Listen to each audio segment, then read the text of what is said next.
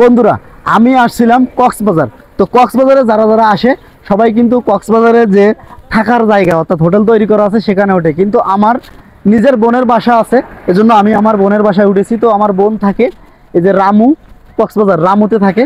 তো এই রামুতে আসার পরে রাজপুর রামু কক্সবাজার এখানে যে ঐতিহাসিক যে এই যে বৌদ্ধদের তীর্থস্থান যেটা, সেটা পাশেই আছে, মানে এর পাশেই আমার বোনের বাসা। তো এই জন্য আমি এটা একটু ঘুরে দেখানোর চেষ্টা করব আপনাদের।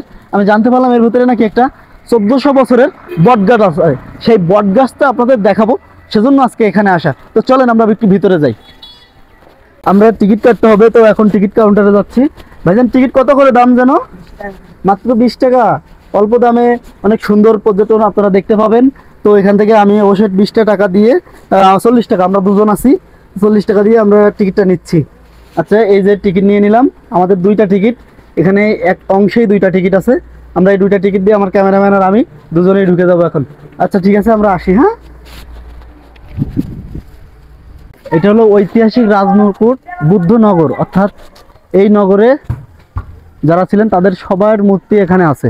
একটু ভিতরে দেখাও, একটু ভিতরে দেখাও। আমরা এখন তাদের আরও একটা স্থাপনা দেখব, যেটা হলো ওখানে লেখা আছে উপগুপ্ত বান্তে বন্দনা, অর্থাৎ এই যে এটা একজনের কাছে জানতে পারলাম।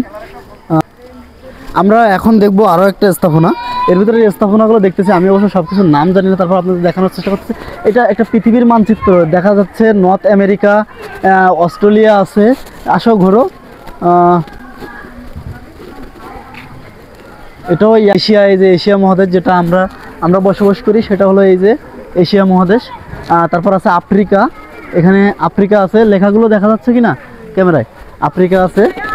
এক কথায় এটা সব কিছু আছে। এটা ইউরোপ মহাদেশ এপাশে। যাই হোক, পৃথিবীর একটা মানচিত্রের অংশ তৈরি করা, জিনিসটা আসলেই ভালো লাগলো সব কিছু। আর এখানে অবশ্য কথা বলবো এরকম কাউকে এখনো খুঁজে পাইনি। তো এখানে আরও একটা জিনিস আমি আপনাদেরকে গেট থেকে বলেছিলাম যে আমি আপনাদেরকে একটা বটগাছ দেখাবো, যে বটগাছটার বয়স প্রায় 1400 বছর। তো এই বটগাছটা আপনারা দেখেন, এই বটগাছটা দেখানোর জন্য আপনাদেরকে আমি এসেছিলাম। এটাই সেই বটগাছ। ঘুরিয়ে ঘুরিয়ে দেখাও বটগাছটা। এইটা হচ্ছে ওনাদের আরও একটা যে সুন্দর একটা স্থাপনা। আর এই স্থাপনাটার রাজকুট পদ্মবাণী ঝুলন্ত ব্রিজে চলে আসলাম। আর এই সেই ঝুলন্ত ব্রিজ, আর এই ব্রিজটা আপনারা এখন দেখবেন। এটা হচ্ছে সেই ঝুলন্ত ব্রিজ।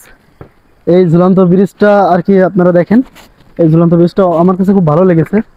যাই হোক, জায়গাগুলো বেশ সুন্দর, খারাপ অনেক সুন্দর করে রাখছে এটা।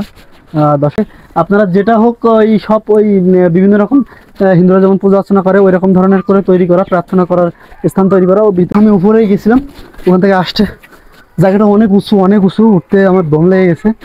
আর এই যে ওনাদের এই গেটটা আমার কাছে খুব বেশি ভালো লেগেছে আমার।